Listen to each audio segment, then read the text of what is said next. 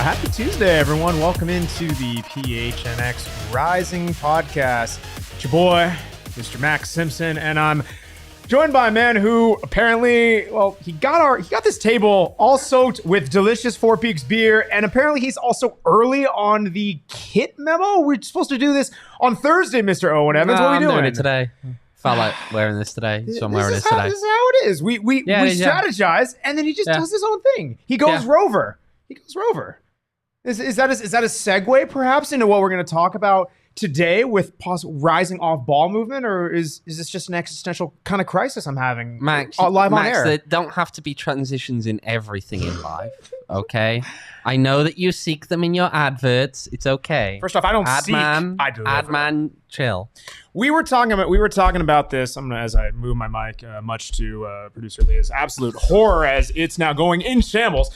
If someone in the chat were to make me an adman, like maybe a shirt or a kit, get him a cape. Do not get me a cape. Get him if an you get me an cape. adman Banditos kit, I will rock the hell out. Run around doing his Max with the mic before every game with his adman cape. Dude, that actually go pretty hard. There we go. He'd do it. I might do it. If you would indulge me, No. I might indulge you. He will do it. All right. Well, this sounds like the empty promise of when you say I buy beers, but that never happened. But anyway, let's get right into, let's see. What's up, guys? Hope tonight's show is more positive than the Coyote show last night. Speaking of which, introducing our producer today, Leah. Yeah. Things did take a turn. Yeah. Appreciate it, Al. I mean, I don't know if you saw our post. If you saw our post game on Saturday, it was pretty depressing. Grim. So yeah. I like to think there's nowhere to go but up. Maybe that's the but we've got to focus on some of the negative though. And we will do today. Maybe that's we're the going to shared actually collective take a bit of a deeper dive into some of the things that we think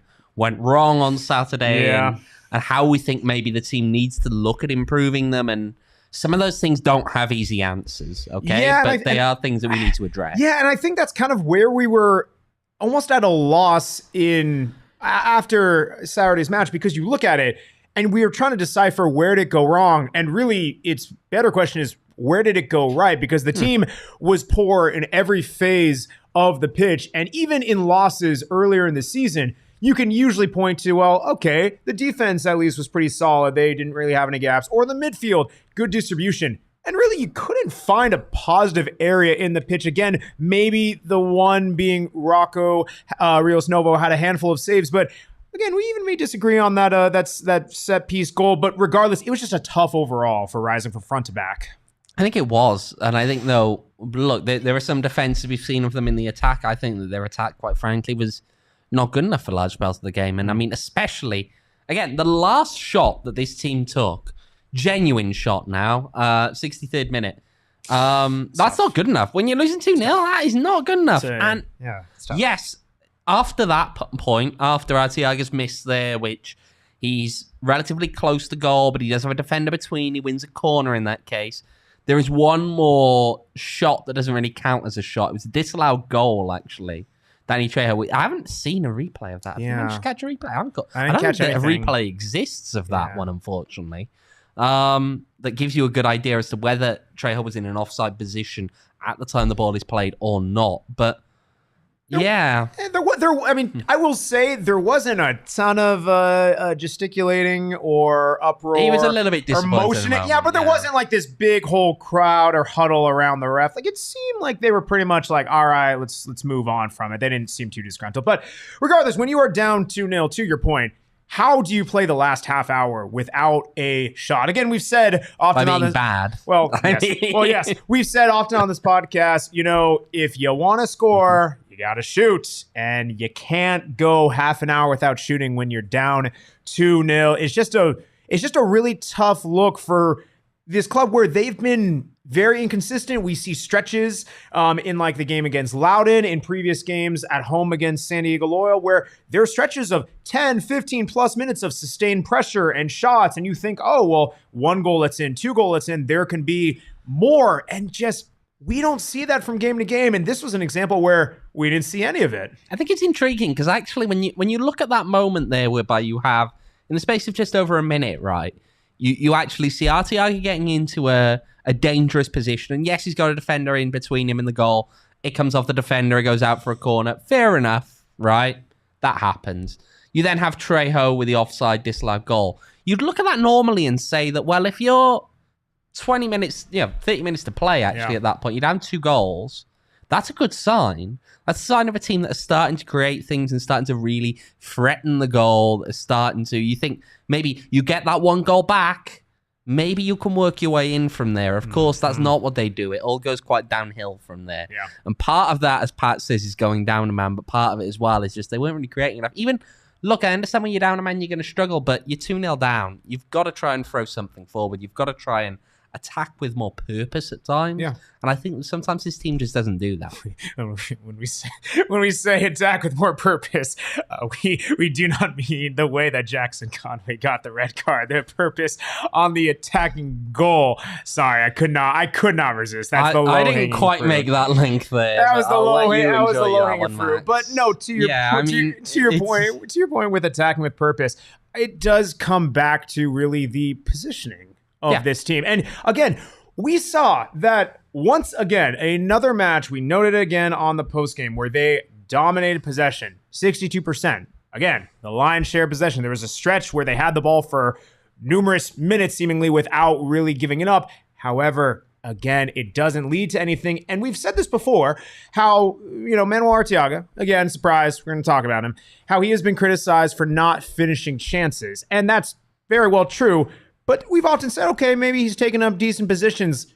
We kind of had the discussion before we started that didn't seem the case. No, it didn't seem the case. We do actually have a zonal map here for Manuel Arteaga that we can take a quick look at in a sec. But he just wasn't getting into those positions, was he? If we look at it now, he's not in the penalty area when you need him. He's got those couple of blobs there. For those of you who are watching it, you can see those blobs around by the penalty area, but only on the left-hand side even then. He's not really shifting around in there. A lot of his play is either behind that penalty area. It's quite a large chunk of it in the center circle around the halfway line kind of spot. He's in which I get. You're gonna have some moments when you're back there because your team are defending. You're gonna have to track back because the defenders are moving up. You are gonna have to go to about the halfway line, but I just don't think that, especially when you're looking at the context of the entire game, he's doing enough to get himself into positions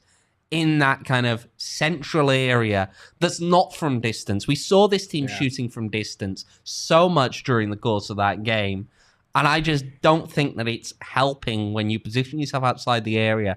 You're not necessarily getting into those spots that someone can play the ball into you, especially when your team are trying to move up the field. And he's not a half space player. We've seen that when he receives the ball and he's 20, 30 yards from goal and he has to either receive the ball and then dribble in, or he's played a through ball. It's just not really his strength. He's a guy who, like, if he's going to score, it's going to be a one-touch type of finish in around the 6-yard box. You maybe stretch it to the penalty box, but like, if the majority of his touches, when we saw on that map, are in that half space where you expect a guy like a Danny Trejo or a Fede Varela to be in there, that you can't have your number 9 that far back. And I understand you have to track back, you have to do the work, you don't want someone just isolated up top. But if that's where you're spending the majority of your time, you are not taking up the right positions to give your team even the attacking verticality. There is a purpose to that, and he just wasn't doing that well. Who else, right? If not for Manuel Arteaga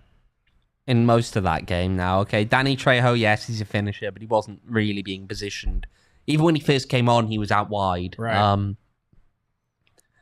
Who else is the finisher? Who else is meant to be the poacher in there of sorts? Mm-hmm. Who else is meant to be the guy getting on the end of those balls? I don't know. I don't know who it is. Because, again, Danny Trejo can be that guy. Mm-hmm. Emil Cuejo can finish, I think. You look at some of the other guys. I mean, Federella can finish, but I don't see him as being a poetry type player. But it's not that, like, out and out number 9. Like, everyone you're describing, I think they have fantastic attributes and they're good attacking players. But, like, everything you're describing to me, at best case, it's almost like a false nine of sorts, which just isn't how this team has traditionally built. The only player that really fits that mold is either Manuel Arteaga, who has been incredibly inconsistent, or the guy who had been clamoring to get more time, Jackson Conway.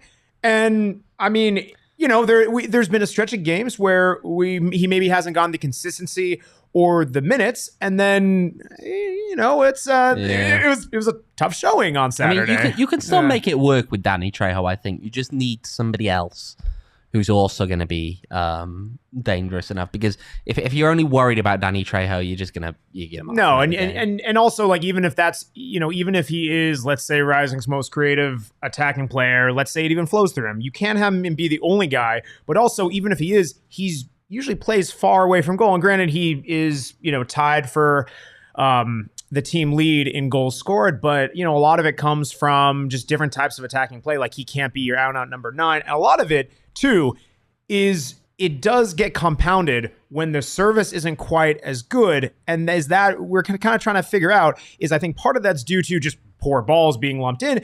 But also, we've seen this team have a lot of success through when Gabby Torres is playing, lumping in balls. When Uzo's playing in, he's had some better crosses. That I think while at times there's bad crosses and service coming in, I think a lot of the time it does come down to that positioning. And when you factor in Arteaga or that number 9's positioning not being there, you'll see that the crosses are just not falling. Indeed, and we've actually got the crosses that Rising had from open play from that last game. If you have a look at it here, the red ones, of which there are, I believe, what is it? 1, 2, 3, 4, 5, 6, 7. 7?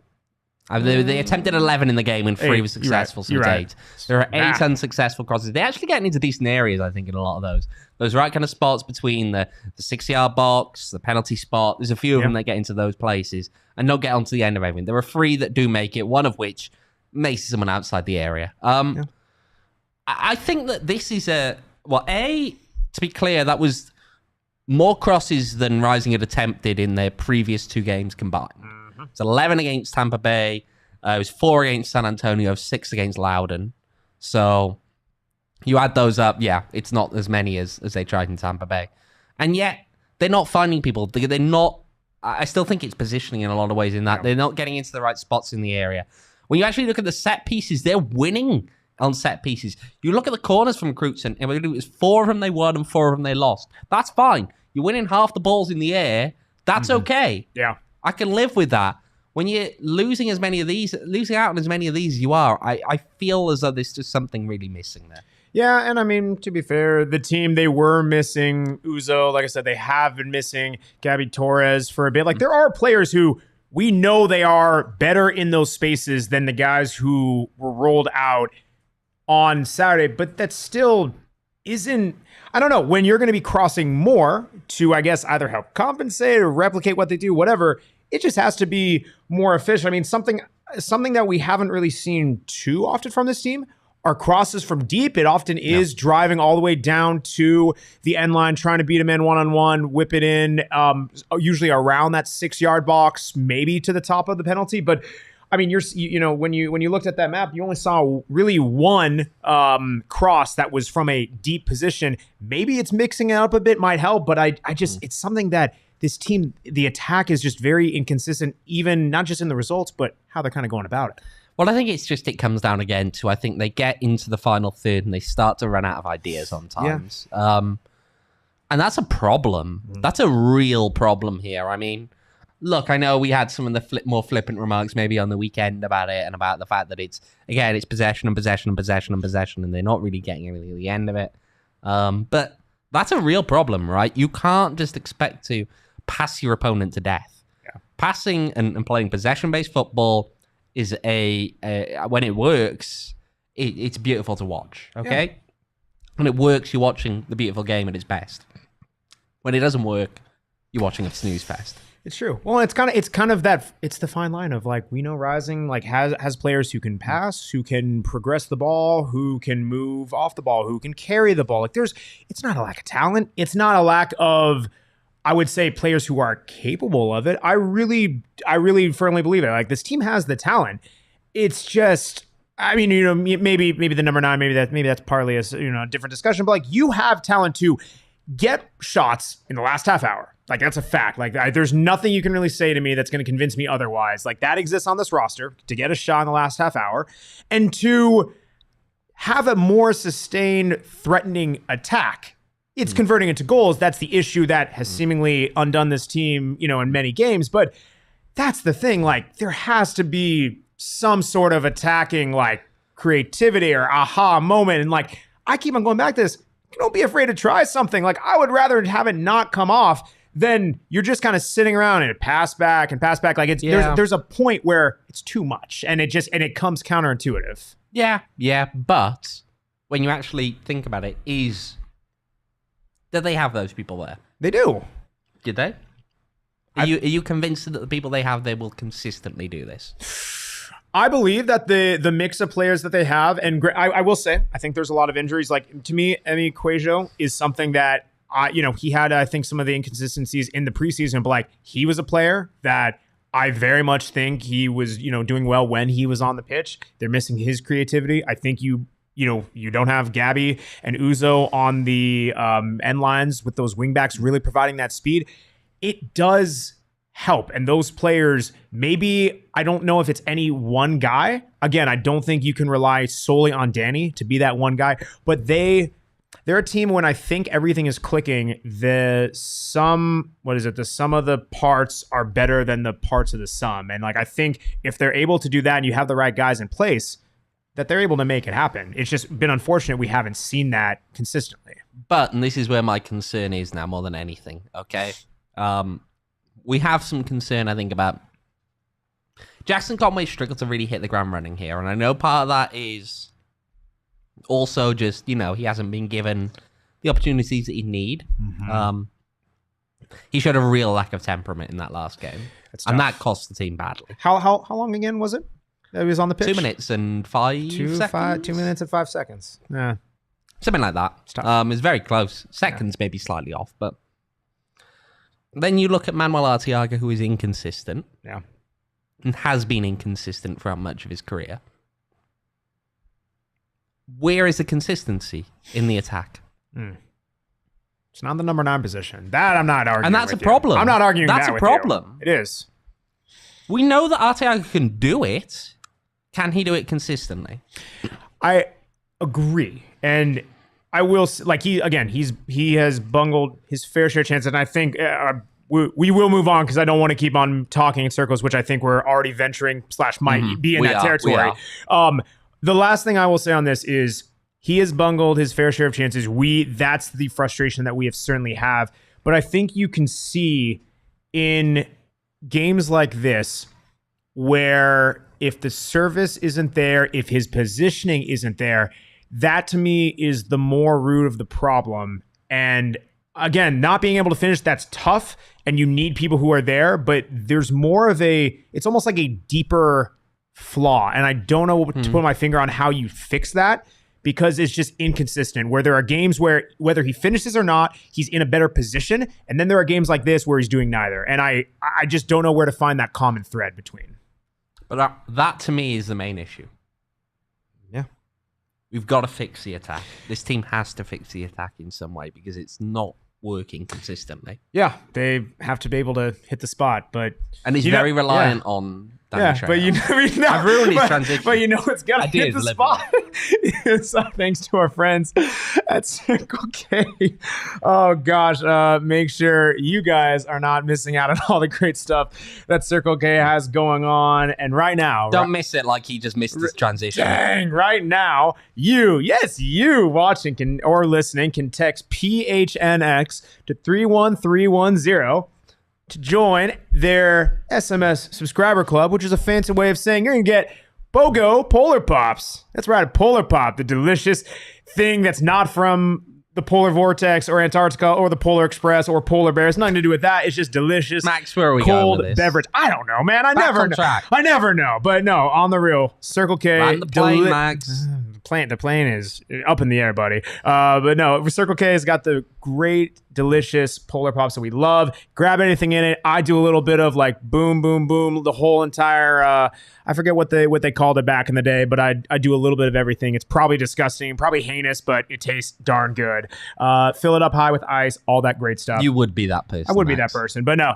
Do that. Text PHNX to 31310 for BOGO Polar Pops and all kinds of fun stuff they will send your way for free. Do it now. And as well as Circle K, we got to shout out our friends at Four Peaks. Four Peaks, we love the beer. You really have been hammering this Suns Brew. I actually can't recall you not having a Suns Brew in recent shows. It's because you haven't been stocking up the WoW in there, which is my normal beer of choice. I do like how he says me, as in it's my responsibility. Adman, you fix it. Okay. Well, apparently you fix it, Adman. Okay. Apparently, it's on me. But it is Teachers Appreciation Week. It started yesterday for Four Peaks. Thank you, teacher. Nominate them to win Grand's 4-Peat swag and a grand prize of a custom makeover of their teachers' lounge. All I'm saying. I'm not saying that beer is helping to fund schools, but I'm not saying that. I don't know. But yeah, go celebrate Teacher Appreciation Week at 4peaksforteachers.org to nominate a teacher or donate, and then follow them at 4 Peaks Brew and 4 Peaks Pub for all the events they got going on. Must be 21 years or older to enjoy responsibly. Yeah. And get yourself a Suns Brew because the Suns are going to win tonight, do you think? Ooh.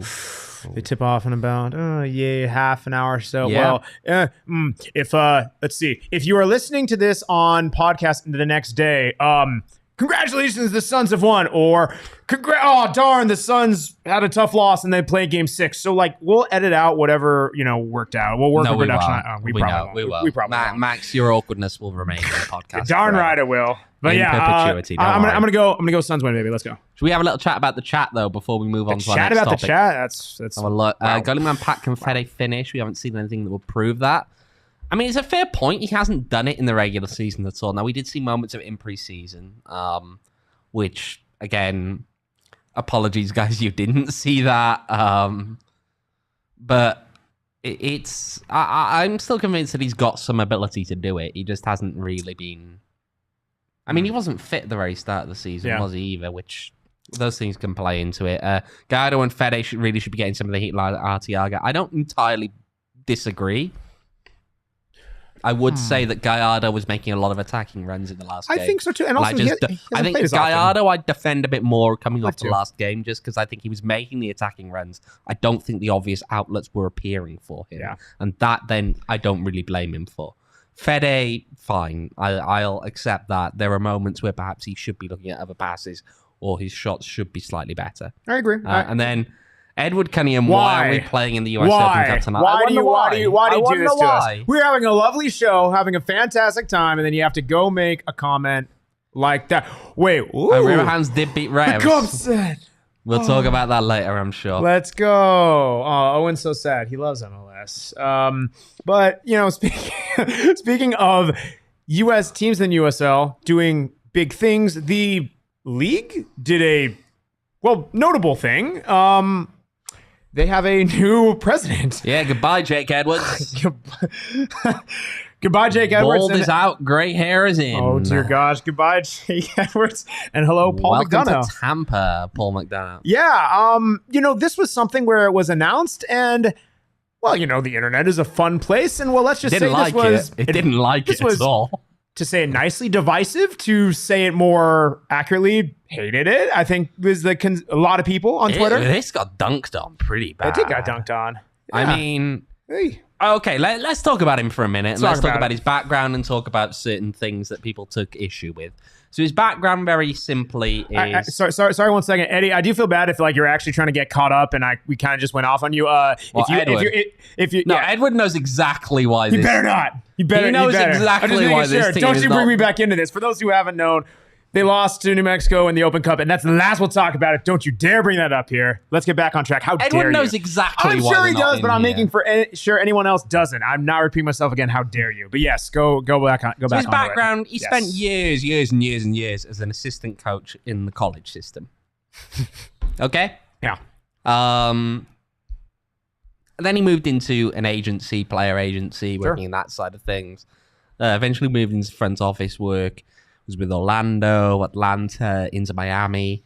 Inter Miami's where actually the bigger of the scandals here that people are pointing to in its past came. There was some big issues around roster categorization and players, how they were.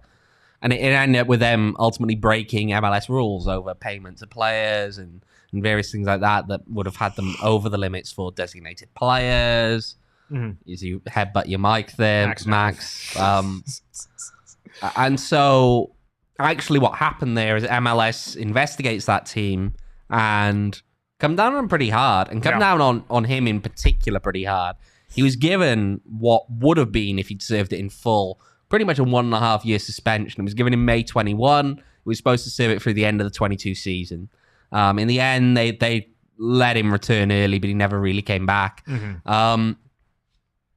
He actually moved back to working in the agency at that point. And so you've got a guy now whose main roles have come in the clubs, a handful of MLS clubs pretty much, some agent work, and a lot of assistant coach work at the college level. And he's now the president of USL. And so people didn't take that too kindly. I mean, the Miami thing, I think, is the biggest thing here. Yeah. I'm intrigued to know what you think about that, Max, before I go into my thoughts on that one. Is that disqualifying? I mean, the short answer to me, the quick answer is like, yes, but even if you're playing devil's advocate, if it's not disqualifying, why would you bring this? Like, why would you bring this on with a candidate who has this type of like background? Like, you could have gone in a different direction. You could have gone with someone who doesn't have that baggage, and especially for a league and really like entire organization who is really trying to, make a name for themselves, keep on growing in this sport.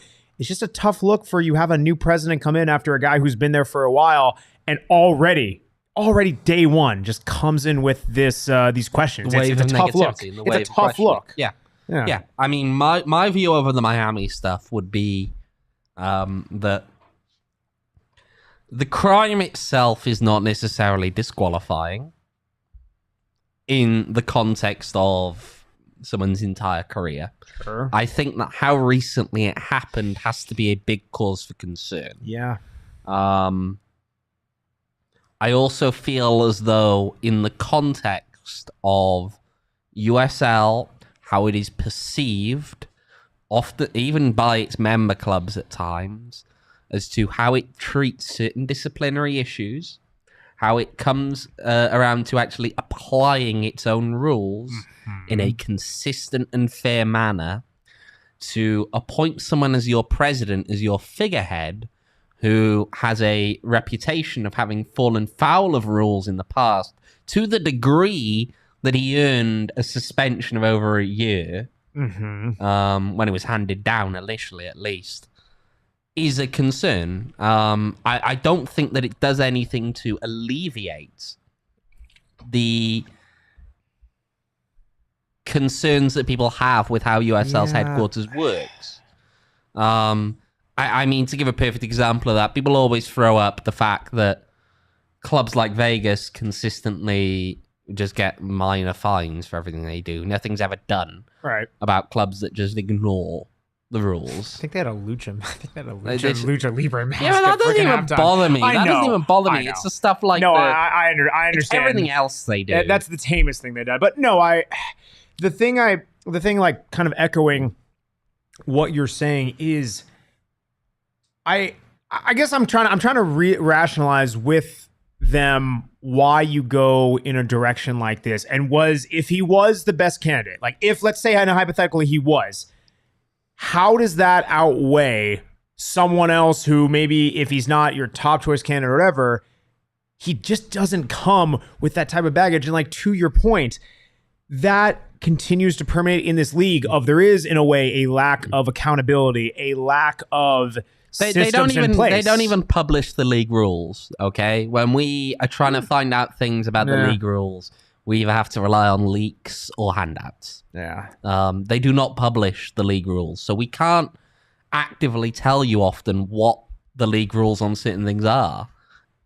That makes things very difficult. And it allows actually a lot of misinformation to go around, both about the league in a negative and a positive light. I remember last year when a lot of people were, I believe it was Detroit fans, were blaming the league for away fans can't bring drums in. Well, that's not the league rule. Right. And until you actually ask the league and have to go about things awkwardly to engage and to ultimately get those answers, then the other narrative is out there. Ultimately, though, I think when those kind of things are shrouded in the mystery and all of that, that's not good. But I think it also somewhat buries the lead here. I think there's another big important part to this move.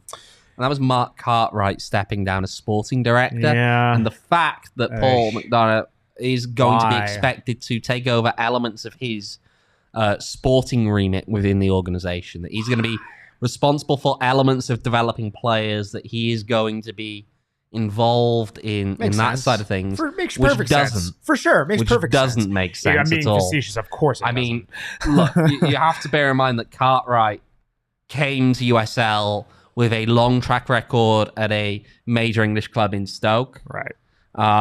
But came to USL with a track record of having worked in the FA in England. Yep. Having been involved with various FIFA initiatives and task forces. Yep. And you're now asking a guy whose experience comes down to being an assistant coach in college in the US to fill in some of the gaps there. A guy who has assembled inaugural rosters for multiple MLS clubs. Yeah. This isn't a player development guy. No. That's not who he... And I'm sorry, I'm not taking college seriously. The college game in the US is not how elite talent is developed. Okay? There are players who get to the professional ranks via the college route. It's good for them. It's not how the elite talent, the kind of elite talent that USL is interested in developing to ship off to Europe, about placing themselves in that transfer market, the global transfer market, that they actually bragged about what Cartwright was doing in that regard. Yeah. That's not something that you can do. And so I think overall, the way I'm looking at this hiring, I don't get it. Right. It could work. I have no idea. Maybe there's something about the guy we don't know. He's got the it factor to him. It could fail. It could fail massively. I don't know. And the problem is that USL, I think, based on the way that the news came out and all of that, I don't feel hugely reassured. I don't know. Did USL give any insight that you read from everything from the release and all of that? Well, no, because their name of the game is not transparency. It's not really to share the vision in a way that if I'm a fan of a club or of the league or trying to invest more in the grassroots or lower levels of professional soccer, that they're going to provide a path for me to make that easy for me. It's not going to happen. They already weren't doing it before. And now you bring in someone who, to your point, already comes with scandal, isn't qualified for that position. And this is something where, and you're hitting it around the head, that USL and the entire organization is in many ways the bedrock of American soccer for the larger part of the North American transfer market. And this is where, regardless whether you're an MLS team has an affiliate with it or whatnot, like that's a whole nother conversation. Yeah. But like regardless, this is where the talent comes through at these lower levels when you're moving your way up through the USL system. And to leave that to someone who just doesn't have it on a wide scale, well, maybe doesn't make sense. More people. But it's possible. But I just don't get why that's your first. I don't know why that's in the announcement. Like why him? All I'm seeing here is a quote from Alec Papadakis, USL CEO, coming on the same day, by the way, of course, that his son was made deputy CEO. That Paul will assume a major role in taking our professional leagues. It's just the usual fluff, right? It is. It's all just the usual fluff that doesn't really get into the grips of anything that you can really tangibly say is like, oh, he's one of the most respected and qualified soccer executives in the United States. Who are the other candidates? Who are the other candidates? But also, like, that's also very different from a technical director. Like, you don't mix you say you don't mix business and pleasure, but like you don't mix like business and like the building out the technical director position for an entire league. Like it just doesn't. I don't get it. Make it make sense, Owen. I can't. Make it make sense. I can't. Do you have any recommendations of who you would have liked to seen get a shout in this type of role? No, not really. It's complicated. I think it's one of those things that's easier, to be fair, to evaluate now as you sit back and look and say, does this guy look like he fits the bill? Yeah. It's a complicated one because in many ways, as you see with guys like with Cartwright, right? You pull guys from overseas. You can do that in this game. This game is such a global game with people all over the world with good qualifications that you don't have to limit your search to the US. And it's not like we're talking about... Jake Edwards wasn't American. No, and we're not talking like this is... When you look at this is on its surface an attractive position.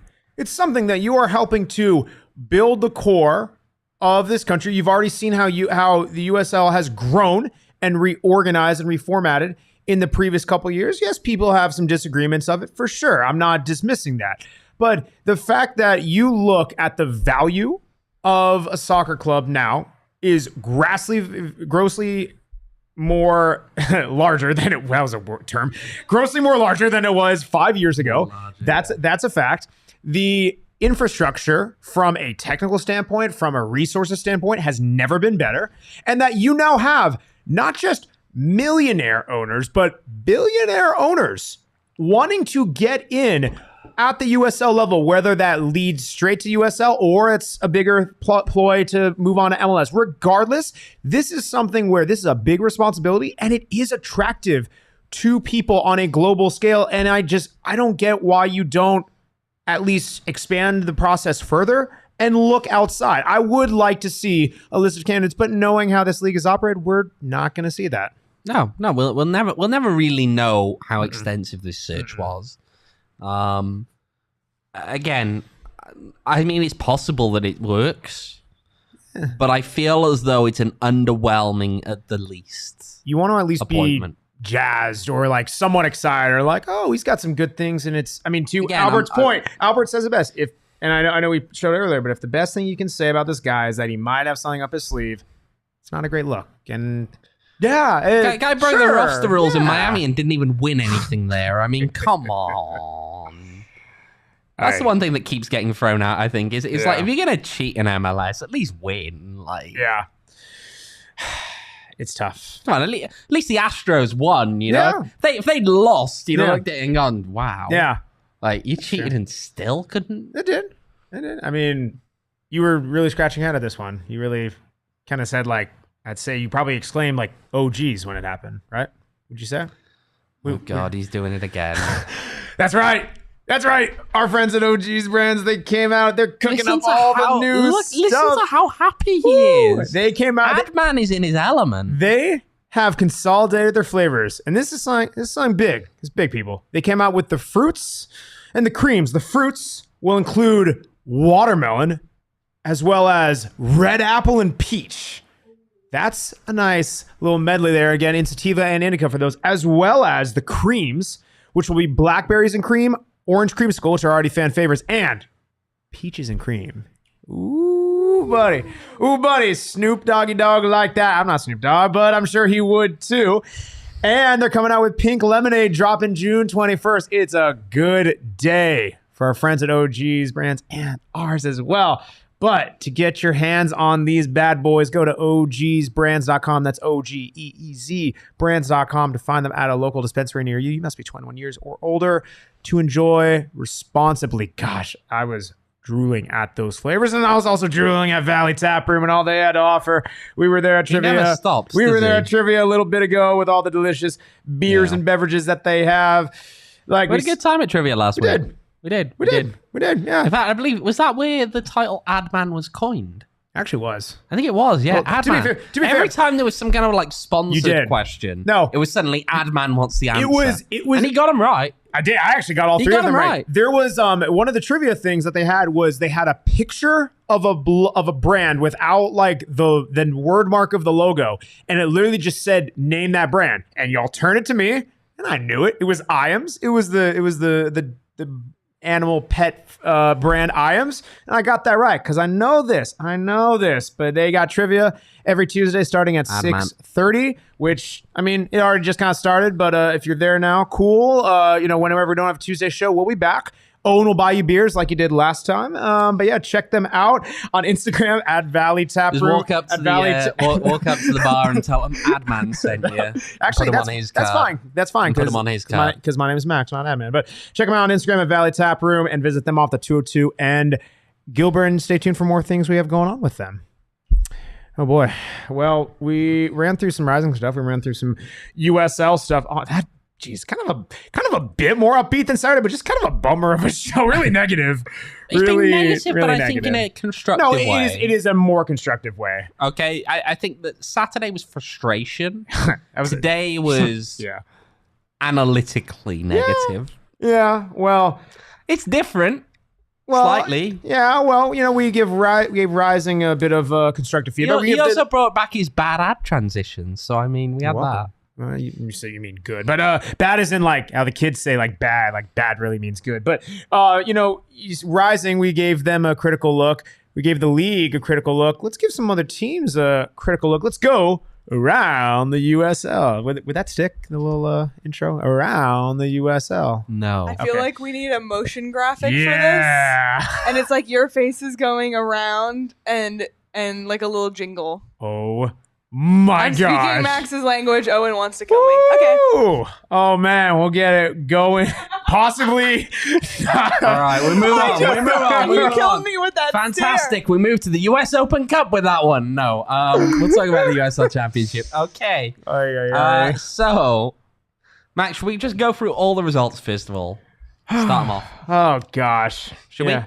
There's 3 days of results. It was 3 days of results. So, Friday, 5th of May, RGV 2, New Mexico United 2. Colorado Switchbacks 2, El Paso Locomotive 3. You can't do it right, Max. Monterey Bay 2, Pittsburgh Riverhounds 2. Las Vegas Lights 0, Charleston Battery 1. It just sounds really cheesy when you do it. Everything sounds cheesy when I do it. Saturday, May the 6th.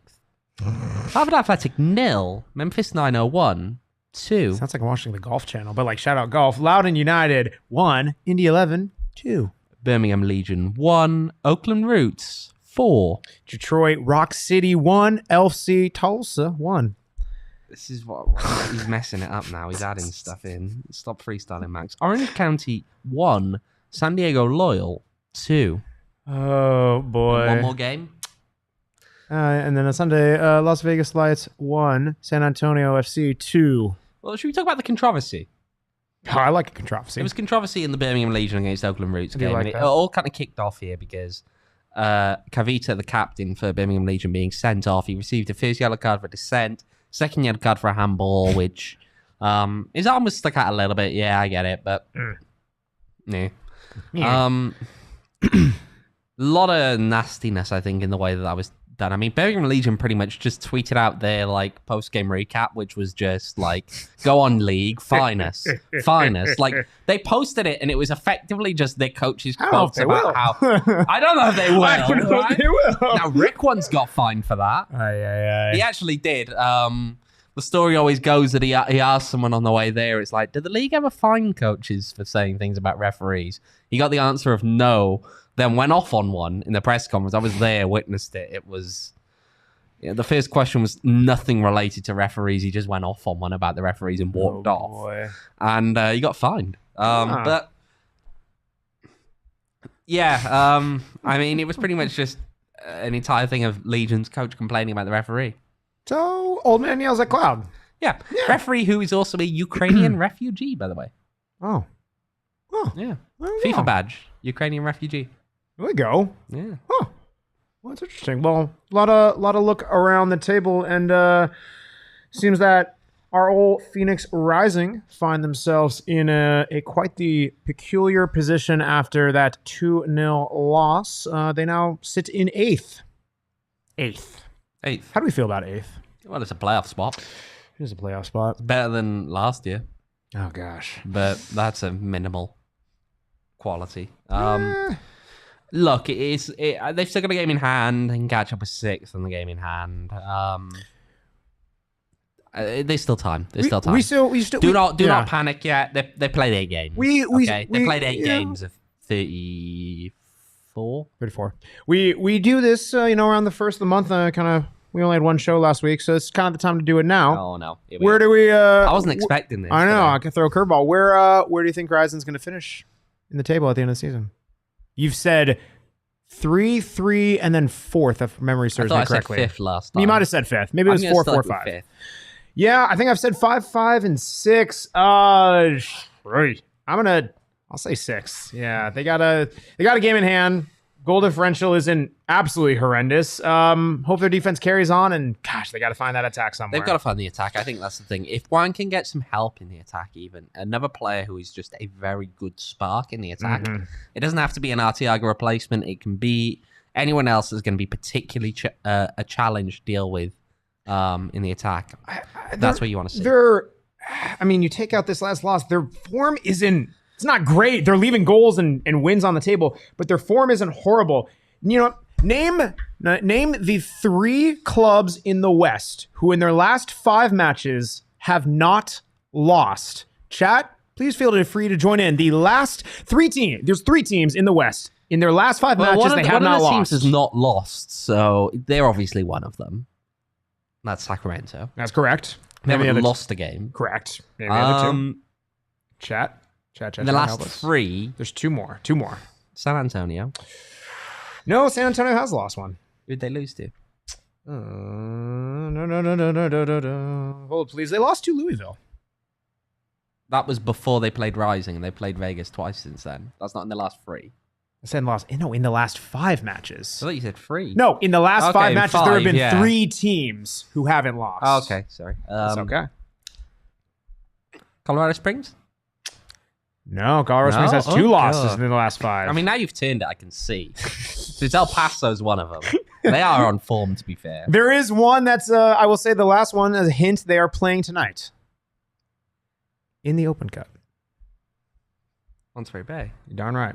Yeah. Monterey Bay playing LAFC. That'll be an interesting one. LAFC sending the kids by the sound. Yeah, they are.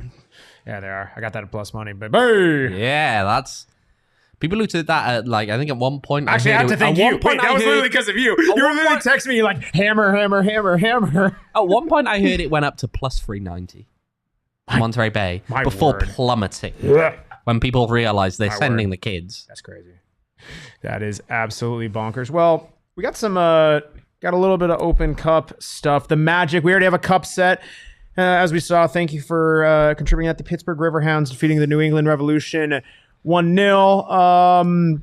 I will say in that game, though, because Joe Farrell went off injured. I did see that. A note to that one. Charleston Battery falling thanks to an own goal. Yeah. 1-0 against Inter Miami. Yep. There was a moment in that game I was sitting there with Sean watching it in there, and Orlando City is Are you Williams getting through? Yeah. Orlando City. Are you Williams is through, and you're just looking at him like, pass the ball. No, he runs straight into a defender. Gotta get what you deserve. Well, so we got the 2 notable ones that kick off in about 45 minutes. Monterey Bay at home against LAFC. How do you fare? You said that think they're saying the kids. Monterey Bay. It's what I picked as well. Here's the juicy one: Sac Republic and our friends at DNVR going to get the Colorado Rapids. Sac is at home. Sac are gonna win that. Oh. Yeah. Would you like to personally guarantee that? Put money on it. Would you like to personally guarantee that to our friends at DNVR Rapids? Looking in the mic. Why are you making this happen? Look into the camera. Why are you making this happen? I'm not. I'm just saying if you guarantee it. Yeah, they're going to lose. Sacramento are going to win that one. You got him. Oh, boy. Well, it's going to be an interesting Open Cup. We will be annoying when you lose. Don't worry, DNVR. Oh, boy. We will be annoying. Jumping in the chat? Yeah, we might. Yeah, I might. That's fair. Dwayne's helping me out with the graphics. Wouldn't be the first time we've done that, Dwayne's helping me out with the graphics. Maybe we'll wait. Maybe the first time we've done that. Maybe you'll do it for me. No, it wouldn't be the first time. Wouldn't be the first time we've hopped in their chat. Not the first, not the last, but... Wouldn't be the first time we've replied to their tweets either. Oh boy, yeah. Well, true. Yeah. Well, that's gonna be interesting for the Open Cup and all the good stuff going on. We got a lot of good stuff going on. The PHNX, and as well, appreciate the diehards joining us in the chat. Of course, with our events, you can get the diehard discount, including on our golf tourney, the Keeping It 100 golf tournament presented by Pins and Aces and Big Drive Energy, going to be on May 26th. Little scramble, having multiple partners involved. Thanks to all of our partners, and I gotta love this. We're literally having free booze, free water, free food, free snacks, free giveaways. All that included with everything going on, including a free co-branded polo from Pins and Aces, literally just by signing up for an individual or for a foursome. You get all of that thanks to our amazing partners. Come on, what are we doing here? Check out the link in the show notes for your ticket. It's going to be an absolutely amazing time. And then, by the way, as well, sounds like a good time to pregame for the dollar beer night that night as well. It does. If you are going to the dollar beer night as well, it's a fantastic. Yeah, because it's in the morning, by the way. It's in the morning at 7:30, shotgun start. So join us early and keep the booze train going. Keep it going, go down to the ground, say hi to Andrew Carlton, and keep it on going. I'm segueing away from that. Also, if those of you who baseball fans join us on Thursday after the show, I actually will be making an appearance at our D-backs takeover May 11th. First pitch is at 6:40. I will be a little late because of this whole show thing that we do. But we're doing a pregame meetup at 4 Peaks. Show, Max. We do a pod. A 4 Peaks draft on Thursdays. We do. Do we? Yeah. 4 Peaks Draft House at Chase Field. Join us there. $32 for diehards, $40 for the regulars. Includes a game ticket and the meetup. Join us. It's going to be a fun time if you like the baseball. Yeah. And you can also then, because again, as Adman said, he will be there. You can tell him about your views on his transitions. Do it. You won't. I transition better than Rising. I'll say that. You keep saying you won't whenever people will do something. Oh, snap. Oh, wait, what? I'm sorry. I was having myself a little goalie man pat on the back. See what I did there? All right. Well, that's going to do it for us, folks. Thank you, everyone, for joining the PHNX Rising Podcast. How do I unhook this? You don't. You can follow us on the show at PHNX __Rising because double the underscore. No, you've ruined it, Max. No, but double the underscore. No, but say the tagline. Double the underscore. Double the bad transitions from Max. Maybe more like quadruple. But yeah, follow the show. That's a conservative estimate. Yeah, it is. Follow the show at PHNX __ Rising. Me at Max David Simpson. You at OJ Evans 18. Producer Leah at Leah Merrill. Appreciate you guys joining us. We'll be back on Thursday at 6 o'clock for our usual show. We'll be breaking down everything going on. Got a match this weekend, and it'll be spicy. That's for sure. Mm-hmm. But yeah, until then, appreciate you guys, and later.